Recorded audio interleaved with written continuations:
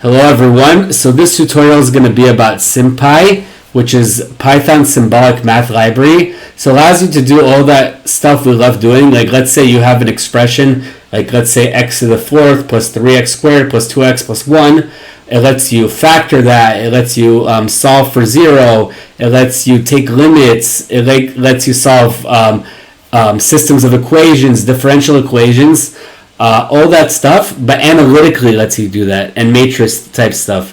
So unlike most Python libraries, which are numerically solved, this is analytically solved. So this has a closed form solution. So it reminds you a lot of Mathematica, which of course is like this best symbolic library. But this is a free version, like a poor man's Mathematica. But since it's in Python, it integrates well with other Python things, and it's really cool, so I thought I would make a tutorial about it. So let's get started. So the first thing you need to do is you need to install SymPy. And then you need to you install it by pip install SymPy, and then you need to define symbols. So I can define, like, let's say s equals, first of all, let's import it. Import SymPy as sp, and I can define symbols in a few ways. I can do like s equals sp.symbol s. So I defined s, the variable, to be a SymPy symbol s, and I can define multiple symbols by doing xyz equals sp.symbols xyz, like this. So now I define 3 symbols, x, y, and z, and I guess this is also should be symbols. So anyways, let me show you the power of this. So let's say you want to simplify an equation. So you can do sp.simplify, and amazingly the AI auto-completed. You have this crazy equation like x cubed plus x squared minus x minus 1 divided by x squared plus 2x plus 1. So you can take out some paper and waste a few trees, which we've all done, and sometimes it's tedious. Or you can just do sp.simplify, and it'll simplify it to x minus 1, which is cool. You can factor things. So let's say I want to factor x squared plus 2x plus 1, which is x plus 1 squared. So I can do sp.factor x squared plus 2x plus 1, and it should give me x plus 1 squared, right? Okay, and I can do the opposite. I can do expand something. So if I do sp.expand x plus 1 squared, I'm going to get back x squared plus 2x plus 1, which is cool. A quick note is you can also do this. If you can do x plus 1 squared, that's your expression, and then you do dot expand, and that also works. You can. Another very powerful thing is substitute.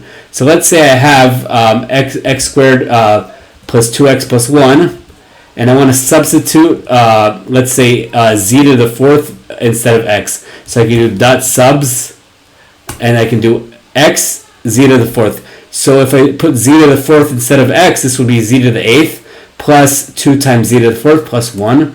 And you see you get that. So that's amazing. So calculus now, which is very nice. So let's say I want to take a derivative. So I want to take the derivative of, let's say, let's do x cubed, right? So if I do x cubed, the derivative is 3x squared. So that's cool how it does that.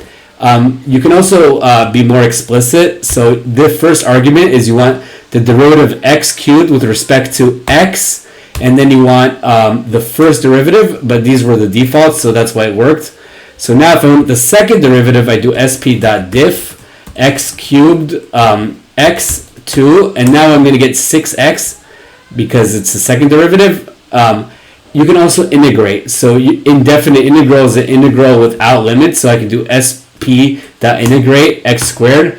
So the integral of x squared is x cubed over 3. So let's see if that works. X cubed over 3. Definite integrals is basically like integrals, except you go from y to z, so that would be z cubed over 3 minus y cubed over 3. So you can also do that, but instead of having x here, you give it x and you give it the start and end point. So the end point, the start point here, we want it to be y and end point to be z. And if you integrate that, you get a value. And you can also, of course, write actual numbers like 0 and 1.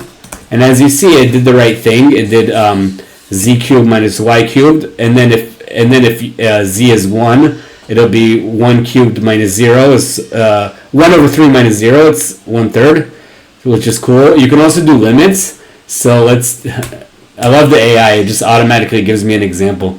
So the limit as x goes to 0 of sine x over x, what is that? So that is 1. Let's see if that makes sense.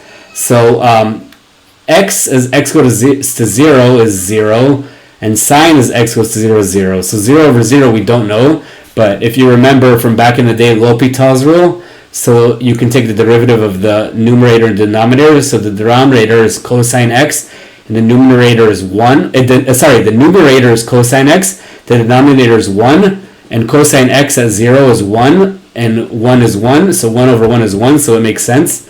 So now you can also solve a system of equations. So I think this is like, you do it like this, you do ec1 equals sp dot ec. Oh, look at how smart the AI is. 2x plus y equals 1, x minus y is 3, sp dot solve, equation 1, equation 2 for x and y, and let's see if that worked. And great, you solve it. Let's see if it makes sense. 2 times 4 thirds is 8 thirds, minus 5 thirds is 3 thirds, is 1, and then adding them two together, you get 4 thirds minus 5 thirds. 4 thirds minus 5 thirds is 9 thirds is 3. It works. Matrices you can also do. So I can do like, let's say mat equals sp dot mat matrix, I think. And then I give it like an array of a list of lists. So this would be a matrix of 1, 2, 3, 4. And mat looks like this. I can get the determinant. By the way, you can also, I'll show you later, you can also do sp dot latex mat, and you get like the latex code to get a matrix, which is kind of cool. So I thought that was cool, but let's forget that for a second. Okay, so mat, let's keep it at that. You can get the determinant by doing mat.det. I think it's mat.det. So this is a really cool library, honestly. Determinant is -2 because 1 times 4 is 4, minus 3 times 2 is 6, 4 minus 2 is negative, 4 minus 6 is -2. The inverse, you can also do mat.inverse, and this inverse takes a long time analytically, so numerically it's probably better a lot of times. You can expand series with Taylor series, so it's cool. You can even do Taylor series. That's a real waste of paper, so I can do sp.series, always forget if it's big or little. What does this do? Okay, I guess there's a default. So what's this doing is it expands this series with this respect to this variable x. So it's expression x equals x, and then after it's x0, the initial point, around x equals 0, and then you say what order.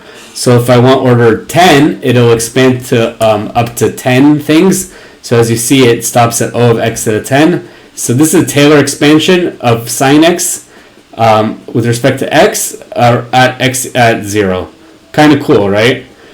You can solve ordinary differential equations. I kept it here, but you have like a ordinary differential equation. You can just define a function. F equals sp dot function f, t equals sp dot symbol t, and you do sp dot equation f of t dot diff t.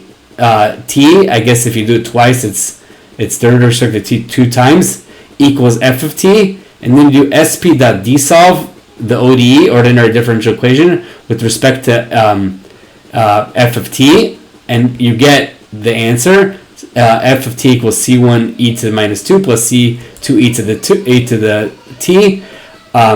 Spoiler alert, I tried doing partial differential equations and automatically doing Black-Scholes formula, and I couldn't get it to work. But for ordinary differential equations, it works well. You can visualize things. You can do like sp.plot and sp.sin x. So you visualize sin x from minus 10 to 10. This is kind of the same as a normal plot. So you get the sin x curve.